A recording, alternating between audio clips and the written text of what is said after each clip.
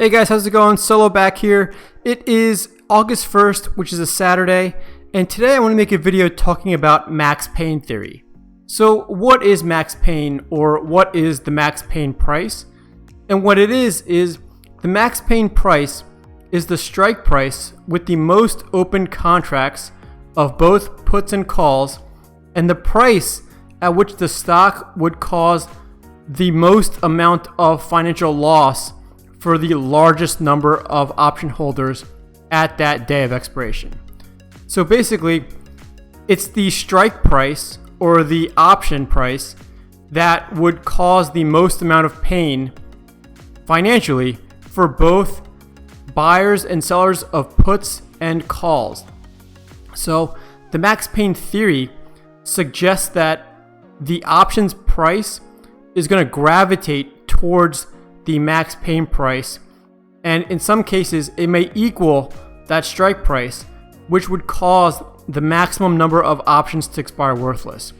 So some people think of this as a way for the market makers to inflict the most amount of pain on option buyers and sellers. So the way to calculate maximum pain, you just add up the dollar values of all of the outstanding puts and call options for each in the money strike price. Most traders who buy and hold options contracts until expiration are going to lose money based on maximum pain theory. This is due to the tendency of the price of the underlying stock to gravitate towards its maximum pain strike price. So again, that's going to be the price where the highest number of options in dollar value will expire worthless. So maximum pain theory says that the option writers or the sellers will hedge the contracts they have sold, and in the case of the market makers, the hedging is done so that they remain neutral in the stock. So if you consider the market maker's position, they have to sell an option contract without wanting to get assigned shares of that stock. And as that option expiration date comes closer, option sellers will try and buy or sell shares of stock to drive the price of that stock towards a closing price that is going to be profitable for them, or at the least to hedge their payouts to option holders. So sellers of call options are going to sell shares to drive the share price down, and put holders will buy shares to drive the stock share price up. So the maximum pain price strike price is going to exist somewhere in the middle here. About 60% of options are traded out or closed early, about 30% of options expire worthless, and about 10% of options are exercised according to Investopedia. So the maximum pain price is the point where option owners or buyers feel maximum pain or will stand to lose the most amount of money. Option sellers like us, on the other hand, may stand to reap the most rewards. So obviously this is a controversial theory. Some of it might be like a conspiracy theory if you want to think about it that way, but there are people that believe in maximum pain and may or may not choose to avoid the maximum pain strike price when they decide to trade options. So the way to calculate maximum pain is going to be time consuming, right? But there are actually websites that I'm going to show you right now that will do this for you automatically. So what you have to do if you really wanted to do this by hand was for each in the money strike price for both puts and calls, you have to find the difference between the stock price and the strike price.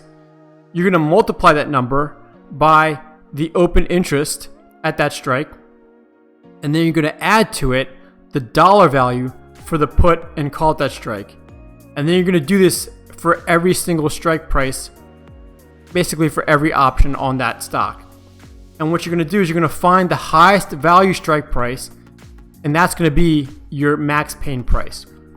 So obviously this max pain price can change daily or hourly, because every minute of every trading day while the market is open, new option positions are getting opened, other option positions are getting closed, so it's always in fluctuation. So one of the websites that I will refer to from time to time is swaggystocks.com. So it's SWAGGY stocks.com. And what you can do is you can type in the ticker here. So let's just use SPY as an example. You're going to choose the expiration date. So let's choose this coming Monday, which is August 3rd. And as you can see, it'll show you in bar graph form the volume or the number of calls and puts that are open right now on SPY. And it also will show you in the bottom right corner that the max pain price for SPY for the options expiring this Monday, August 3rd, is $322. So as you can see, it's very close to where the number of calls and puts are relatively equal. It's 321, 320. So just by visually looking at this graph, you're going to know the maximum pain price is somewhere in the low 320. And like I said, this website is calculating it to be 322. So you can do this with any ticker. So if we want to take good old AMD, for example, we can do AMD. We can do the option expiring next Friday. And we can see the max pain price for AMD is $70 for this coming Friday. So it's up to you how you want to decide to use this information, if you want to choose this information. So the way I somewhat interpret this is saying that, okay, if I believe in this theory, that means that the market makers or these big institutions are going to try and pin the stock at a share price of $70 this coming Friday for AMD. So if I'm an option seller, then that tells me that I definitely want to sell a put on AMD that's below the max pain price.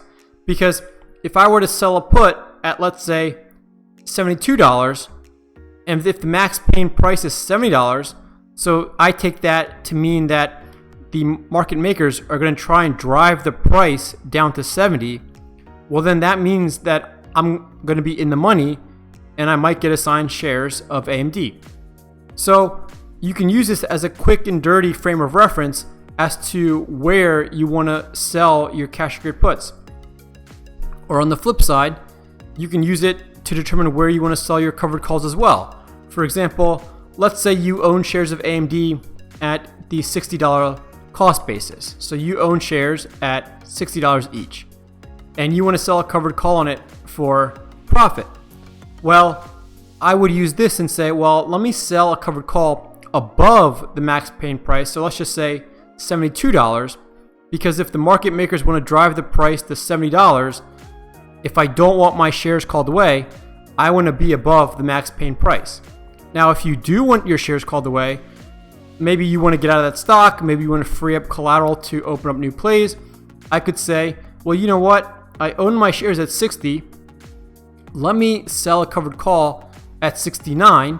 That way, if the market makers do drive the price to 70, I'll be in the money, meaning I can collect stock appreciation plus the premium.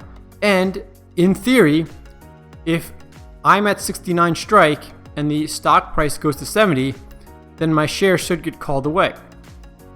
So that's how you can use max pain theory in terms of options trading, and especially for us in ThetaGAN, determining what strikes you want to pick if you want to sell cash secured puts or if you want to sell covered calls. I will say I don't necessarily trade based off this, but I will peek at it because I think it's an interesting number, and maybe it's all psychological, but it just makes me feel a little bit better knowing that I'm below or above the max pain price, depending on if I'm selling puts or selling calls. So it will be interesting to do kind of a back test to see how often this max pain price is correct.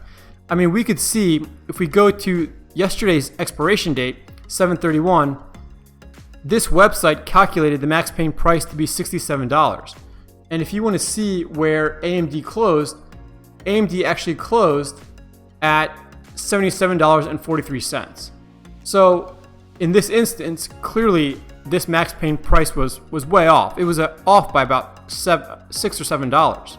So again, this is all theory. I would consider this Technical analysis, somewhat, I guess. It's more data analysis, really, I would say, than technical analysis. But as you can see in this example, it's not always 100% accurate. I mean, let's just take a look at another example here. We can look at IWM, and we can compare the max pain price. So the max pain price for yesterday, July 31st, was $146. So again, that tells us that in theory, the market makers are going to try and drive the price to $146 per share on the day of expiration. So let's see where IWM closed. So IWM closed pretty close. It closed at 147.36. So in this case, it was pretty darn close to the max pain price. So I'm just here presenting you the information. I'm not telling you that you should use max pain price. I'm not telling you that it's always accurate. It's up to you to decide if you choose to look at it or not. But I just find it interesting that data like this honestly even exists. But there are people that I will say that I know are trading based off the max pain price.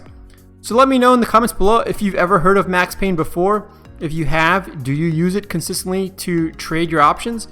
Or do you think this is all just kind of hocus pocus and all just like reading tea leaves?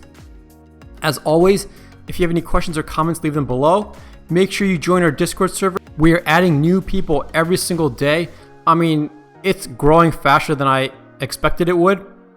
So make sure you get in there. A lot of good information being shared in there. And as always, if you have any questions or comments, leave them below. And happy trading.